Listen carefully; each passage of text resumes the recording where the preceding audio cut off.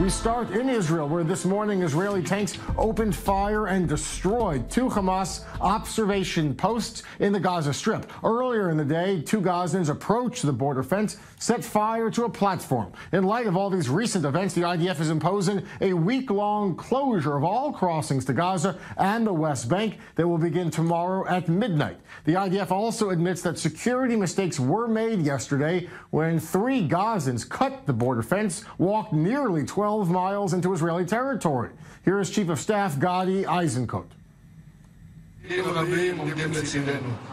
We have many achievements to our credit, but the events of the past week compel us to look inward, professionally and modestly, to draw conclusions from the mistakes made in order to reach the level and norms we aspire to guarantee the security of the state and its citizens.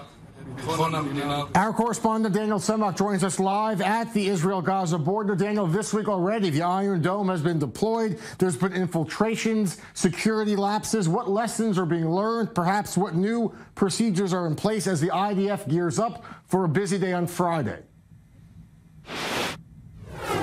Well, Jeff, one lesson that's being learned is that even with increased security presence, there is increased security presence here. More patrols have been seen here over the past few days. Also, forces have been stationed in Gaza border communities.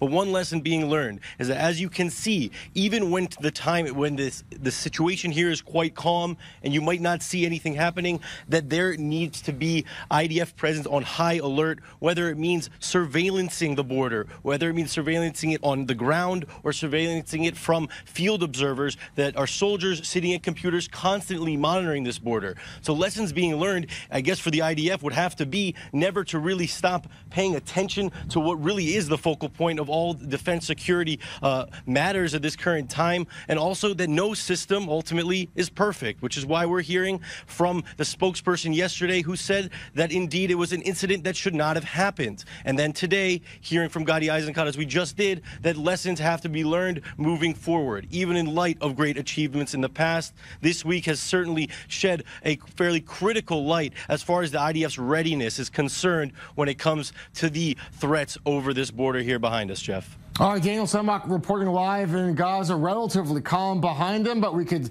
see again a lot of preparations underway. Thank you, Daniel, for that report.